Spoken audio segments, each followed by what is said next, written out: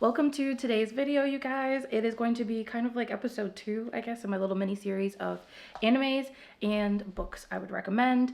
Today is going to be a little bit different. I have an anime, which is Erased. Hopefully you guys have watched it, but if not, this is your sign to watch it.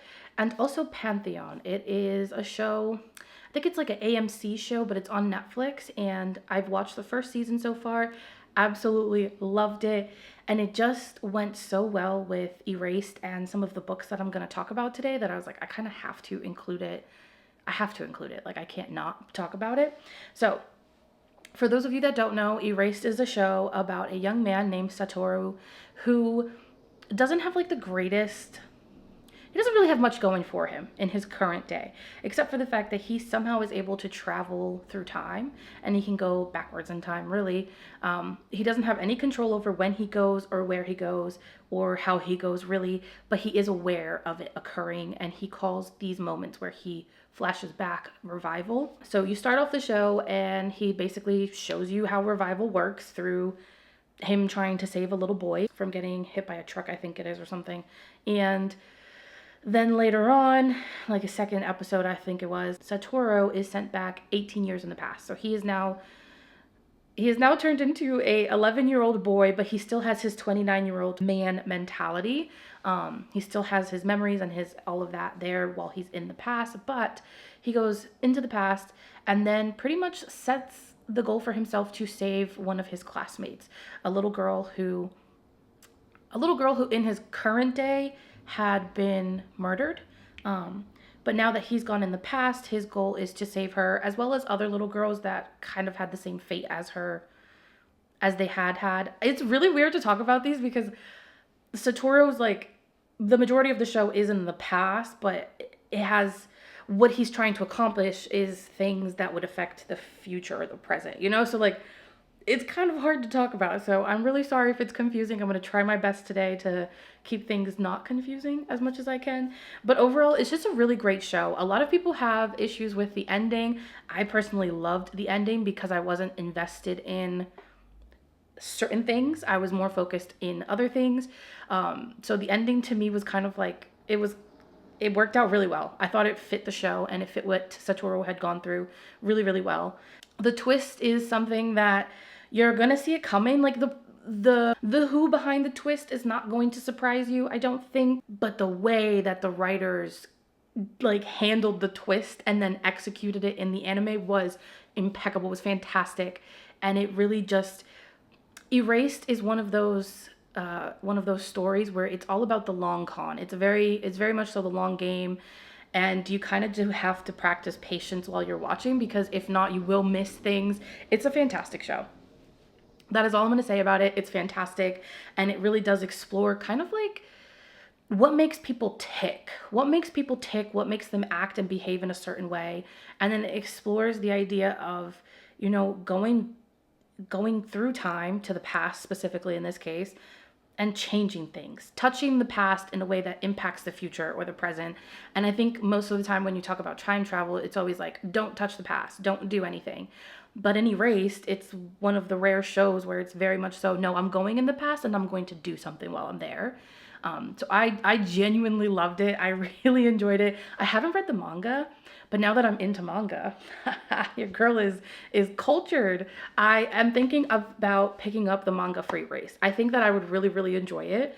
And I think that maybe it might even give me like a little bit more depth to the story that the anime, you know, just couldn't fit in. Because at the end of the day, like, when you go from one medium to the other, things do probably have to be shaved off in order to make them fit into the like episode times or season length or whatever. So overall, Erased is a fantastic anime if you like sci-fi thrillers. It's a very, very psychological thriller. Like, it's going to have your head spinning by the end of it, especially the twist. And yeah, so a lot of what I'm going to say today is going to be kind of vague, and I'm sorry in advance. It's just all of the shows and the books I'm going to talk about, you kind of have to go in blind. I feel like if I tell you too much, it'll take away from an experience you could have while watching or reading. So I'm really sorry about being vague. If there's anything that I talk about today that you want me to discuss in depth with spoilers, leave a comment and let me know, and I'm more than happy to. I always want to tell people what I'm thinking about books and like anime shows that I watch. But anyways, The first book that I think plays really well into Erased is actually going to be a new release. It doesn't come out until March 18th, and that is The Third Rule of Time Travel. This book deals directly with time travel. You have Beth, who is a scientist. She loses her husband, but she does have a daughter. And her husband were working on time travel. They were experimenting with it. He himself had gone back, had moved through time a couple of times. And they were kind of studying the effects of this time travel and what they were able to do while time traveling. They had 3 rules, which are: you can only travel to a point within your own lifetime, you can only travel for 90 seconds, and you can only observe. Now, this book, very much so like Erased, you start off in one place, and I think because they're both psychological thrillers, you really don't want to try to figure out where it could go. You just want to go with the flow in the beginning. But I really do feel like the third rule of time travel it was just like, how do I explain it? I started off in one place, right? We start off with Beth losing her husband, and then, she decides that she wants to travel in time. Mind you, a certain amount of time has to pass between them doing this, like traveling back and forth, for their own, like, mental health and safety. And she ends up doing it kind of a couple of times back to back in order to keep the funding coming in for the research program, which there's a whole thing behind that too. This was a multifaceted book. Like, there were so many things going on within all of the different, like, characters and the departments, that it was just very interesting. But at the same time, all of those moving pieces, they all came together, and they came together really well, and they fit really, really well. And I'll tell you, the storytelling was insane. There was a point where my heart was racing. I was like, Beth is about to do something, and I don't agree with it. And there was another point where I was crying because of something that Beth was experiencing. And I was like, oh my God, this is heartbreaking, because you as the reader kind of have a little bit more knowledge than Beth does, a little bit, but not really. Like, you really don't know that much more than she does. I think it's just, as the reader, you probably have some warning bells that are going off, that it almost feels like Beth is ignoring them, or maybe she doesn't have them. I'm not sure what your experience will be, but for me, it just felt like she was ignoring certain things, and I was like, no, Beth, please pay attention, please. This is so, so important to you. The psychological part really comes down to, you have the rule, which is that you can only observe, you can't touch anything. But is it possible that simply by traveling back, you could be altering the present? Like, that is a question that comes up in the book, and I think the way that it's answered is fantastic. Like, I ended the book and I still wasn't sure about what I thought that I knew, and I loved it. I thought it was very impactful, actually. Like, I connected to Beth, and I didn't even realize I was connecting to her. She goes through something towards the end of the book, and I was feeling for her, and I was like, wait, I didn't even realize I liked Beth. It was really great, and there is just like a touch of horror that is kind of thrown in there. I think if you've ever seen The Invisible Man, I think it's called, that kind of like, oh my God, there's something, I can feel it. Something is occurring around me and I can't see it, but I can feel it type of feeling. And that did that. I'm telling you, I finished the book and I had to turn on the bathroom light, which is like right outside my bedroom. And then I closed the bedroom door anyways, but I just wanted the light to be on somewhere. It was really good. It was really, really creepy, but I really enjoyed it. And I think that it also wraps really well into Pantheon, which is a AMC show on Netflix. Maddie's dad works for a company called Logarithms, and they are all about AI, and they are all about pushing the future towards this ability to not die. Basically, they want the ability to be immortal on some type of like cloud basis, not necessarily the bodies. It's really hard to explain the show as well, because anything I tell you, you could spoil something. There's a lot of bits and pieces that go into Pantheon, but basically the premise is, Maddie and her mom find out that David, husband, father to each, respectively, was uploaded as artificial intelligence. And then they find out that, when he agreed to be uploaded, it was under certain circumstances, but turns out he's basically being held hostage, and being forced to exist within this very small time period, where all he does is create more coding for Logarithms to make them more money, okay? And he's not the only one. He's not the only uploaded AI either. There are others, and throughout the show, you come to meet others. And some of them unfortunately don't have the best. Okay, it's not that they don't have the best intentions. I think some of them just execute in a way that's very damaging to pretty much everybody, whereas others are able to operate in a way where they can see my existence is actually quite detrimental. While there's no time travel within Pantheon, you do have the idea of technology perhaps going a little too far. Like, I get understanding the need for technology to advance in order for us to be able to do things more efficiently, but also kind of the revelation or the realization that you can end up with technology that is actually more hurtful than good. And I thought it was beautifully done in Pantheon, especially when you have that conflict between Chinod and Lori, and David, and the three characters just really brought that conflict to life. For this video, I'm just talking about the first season of Pantheon, and the ending of the first season isn't necessarily all that gratifying, if I'm quite frank. Like, it wasn't exactly what I would have wanted, but I think that because it's going to continue and based on kind of what was resolved within the first season, I think that it did come together quite well. And it also, like the third rule of time travel, is just an exploration of technology and how far we really should go. Should we continue to push something that has proven to be quite detrimental in the past? Should we continue to push it to see if it'll do better, or should we maybe just kind of chill and deal with what we have, kind of like settle for what we have created and how far we have advanced? Really interesting concepts in both the show and the movie. The third rule of time travel, like I said, this comes out on March 18th. This was fantastic. This was really fucking good, actually. I thoroughly enjoyed it. I hope you guys read it. Switching back to Erased, the anime, and the idea of time travel, right? If you're somebody who likes the idea of time travel, but you don't necessarily like a ton of action within your time travel, I can totally understand that, because there were a couple of times watching Erased where I was like, there's a lot of like secondary action going on behind the primary focus of the show, which is pretty much him trying to save these little girls and like trying to figure out who's taking them and hurting them and stuff.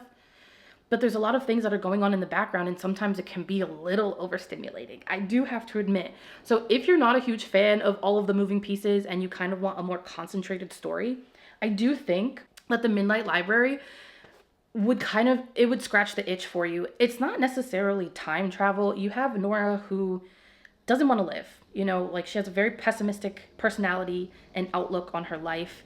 She doesn't feel like she's accomplished enough. She doesn't feel like there's any point to continuing. At the beginning of the book, there are quite a number of things that kind of just like flop on her, which makes you feel for her, kind of understand why she doesn't really want to keep trying. But she gets sent to this library, and there she meets a librarian from her childhood who basically tells her all of the books in this library are all of the possibilities for your life. You are going to go through and you're going to pick and see how certain decisions would have altered your present, and then you can decide which present you want to exist in. And it's quite interesting, because when I heard about the Midnight Library, I thought it was going to be a little bit more high fantasy. I thought it was gonna like go somewhere else, but it's really about magical realism, and it takes a deep look into decision making. And I know that sounds kind of like boring, but it's the idea that we are all making decisions, right? I'm choosing to record this video, and I'm choosing to talk about this book, and I don't know if you are going to receive it well. I don't know if anybody's gonna like it. I don't know if anybody's going to agree with me, but yet I'm still choosing to do this, right? The same thing kind of goes for Midnight Library. It's the idea that you're choosing to go down a course, right? You're choosing this course of action, not knowing what the exact consequences are going to be. However, you do know that there are going to be consequences, because every action is going to have a consequence. It's a little heartbreaking, like heart-wrenching, I should say, to watch Nora go through all of the different possibilities for herself, especially because it almost seems like she can't do anything right in any timeline. And that sounds awful. That sounds so harsh, but it's the truth. I got to a point with Nora where I was like, girl, can we end the book? Can you just say you don't want any of the timelines? Because it almost just felt like she wasn't putting any effort into all of the different options, and she was just allowing herself to continue down this very like dark and pessimistic and lonely as fuck like path. Like, she wasn't trying to get off that course at any point. That's what it felt like as the reader. And there's definitely a point of Erased where I kind of feel like Satoru is doing the same thing over and over again, but nothing is changing. And it almost feels like, and I know I shouldn't say that because I was never Satoru, obviously, I'm just watching it, but I almost felt like he wasn't trying hard enough, almost. But I think Nora and Satoru both had these very high-reaching goals, and therefore it does take quite a while for them to kind of peak in a sense. And again, it's hard to talk about them without spoiling stories. Like Satoru, who kind of starts off his story and he is in like a pretty shitty place, to be honest. He's not in the greatest place. Just like Nora starts off the story and is like rock bottom. If you could be lower than that, that's probably where Nora was. And it's really up to them to decide how they want to change their present, how they want to change their lives for the better for them. They're both very selfish stories, in my opinion, but not in like a bad way. I think selfish has negative connotations. And when I'm using it in this sense, I just mean that they're both acting for their own peace of mind. It's not like you can directly translate the Midnight Library to Erased. Definitely not. That's not what I'm saying. But I think that if you like the idea of maybe traveling between realities or traveling along dimensions, however you want to put it, but you don't necessarily want all of this action associated with it, I think the Midnight Library would be a good like option to consider. This is quite frankly very beautiful. I can't say that about Erased. I thought it was a really nice story. I loved it.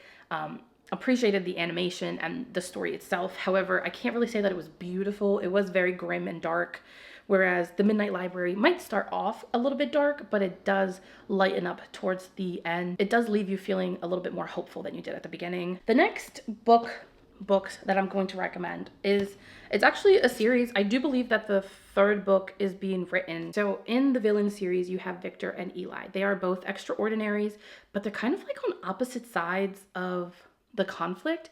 You have Victor, who accepts what he is and kind of uses it to his advantage, whereas Eli does the same. He does use his abilities to his advantage, but he almost takes on like a god complex while he's doing it. He kind of feels, it kind of comes off as though he thinks that he's doing this for the good of everybody. Whereas Victor's very aware that he's doing things for himself. He's doing it because he wants something out of it. And, you know, with the found family that he does develop, which is absolutely heartwarming, by the way, I do feel like Victor becomes a little bit more selfless, but only when it comes to his family.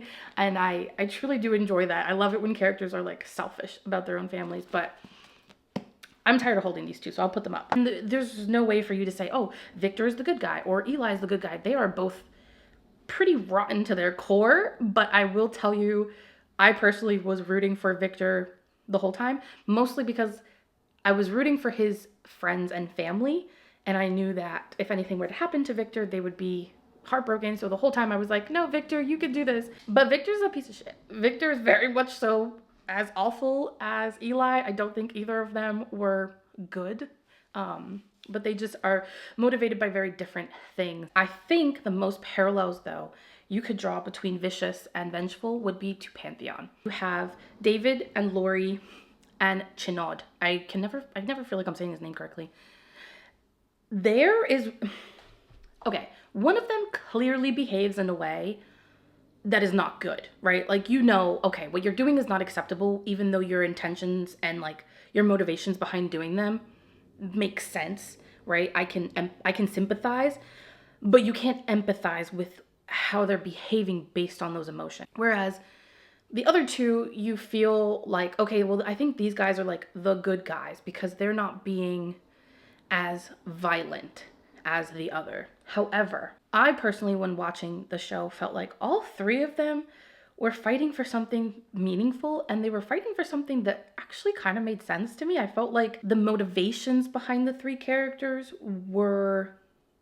it matched. It made sense. I didn't think that any of them, their motivations were like bad. It's just how they chose to behave based on those motivations. You have David, who I kind of feel like doesn't really step up right away, and it aggravated me a little bit. He doesn't really step up. I feel like he never really takes a side. He's always trying to sit in the middle and be that like buffer, which in my opinion, you can only buffer for so long before you either need to restart or eliminate and recreate, in my opinion. And then you have Lori, who's kind of at one end of the spectrum, and she's trying to accomplish one thing and she believes a certain way about them, the uploaded AIs. And, she isn't really willing to see outside of that. However, the way she voices herself and the way she voices her opinion and why she's choosing to do the things that she does makes sense. It's really, really easy to fall behind Lori and to kind of feel like Chenod is the bad guy, because the way that Chenod is going about his motivations is very aggressive. It feels like he is the villain because he's willing to go so far to accomplish what it is he wants. But in reality, all three of them, they just want to protect humanity, and they want to protect those they love, and they want to protect the other uploaded AIs, because there does come a point in the show, in the first season at least, where it's no longer just the three of them. There are many more of them, and it just differs how they choose to protect their fellow uploaded AIs, or I think they're called UIs, uploaded intelligence. There we go. Again, Chenod is very much so the villain in all of that. I think it's quite easy to label him as such based on his behavior, but I could sympathize with Chenod. I could see why he was doing things the way he was. I could see why he felt like that was his only recourse to accomplish what he thought was kind of like the only goal they should have as UIs. There obviously, he also does take on that like God complex, kind of like Eli does. Oh my God, kind of like Eli does, and I think that is their downfall, is the fact that they try to raise themselves up a little too high, and the higher you are, the farther you're going to fall. Most likely, the harder you're going to hit the ground. I think. I don't know. I was never into science. Is that physics? It's not geometry. Those are triangles. I think if you liked Victor and Eli, and or if you liked the dynamic between Lori and David and Chenod and Pantheon, any of the others they could potentially scratch that itch for you as well. I think you would maybe possibly enjoy them as well. I always feel weird saying that because like I would never want to tell somebody to try something based on something else and then they fucking hate it and they're like, "And you lied to me." And I'm like, "Oh, it's just a recommendation. I'm sorry." Like I didn't mean to lie to you. That wasn't my intention. I just kind of thought maybe you would like it. So use discernment in any of the recommendations I ever give on my channel. I will try to tell you as much as I can without spoiling stuff so that you can decide if it's something you're even interested in, because I personally have certain keywords that if you are mentioned in the description of a book or an anime, I'm not going to do it because I know it's not up my alley. So yeah, use your discernment, and hopefully you guys like the recommendations I'm giving. And the last one is the last one, I promise. The last one is actually a book that I started. I haven't finished it, but I'm obsessed for some reason. It's The 7.5 Deaths of Evelyn Hardcastle by Stuart Turton. Hey, this is gonna sound really weird. You guys are gonna be like, what? It's kind of convoluted. The writing is a little bit all over the place, but I feel like all of that disjointed writing and the scenes not lining up with each other from like one page to the next, one paragraph to the next, I feel like it plays into this murder mystery so well. He keeps coming back to the morning of the party, of the ball, and then lives that day through one of the attendees' basically bodies, with the goal of trying to figure out, I think, right, based on how I've gotten, I think the goal is to like figure out how to prevent her death or figure out how to like who killed her. One of the two. But I think that this would be really cool if you're into time travel, because he literally is just going back to the same day over and over again. And it sounds to me like he needs to figure something out by using all of these different attendees, all of the different people that he's possessing, basically, to figure out how to resolve the conflict that he is somehow part of. And I don't know yet why Aiden is the one doing this, but it's just really interesting how disconnected the scenes are right now, and how normally you would read a book and the scenes are disconnected and you'd be like, oh my God, there's no flow, there's no transition, there's nothing going on. However, I think in this case, this is literally what Aiden is thinking and going through and feeling and experiencing, and we have to go through it with him.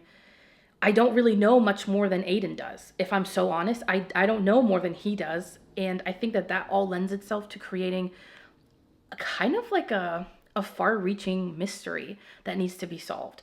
And I think that Erased is kind of far-reaching too. Like, you start off in one place and you kind of have an idea of what Satoru is trying to accomplish, which is saving this little girl from being murdered and then abused, and then turns out that there's other little girls, and then turns out that now he has to find who did it. And I just feel like it constantly kicks up a notch, and it just, okay, I may be prematurely saying this, but I just feel like this is doing the same thing. As far as I've gotten, every like major scene has kind of like gone up a little bit in like the stakes, and I really like it. It's heart pounding.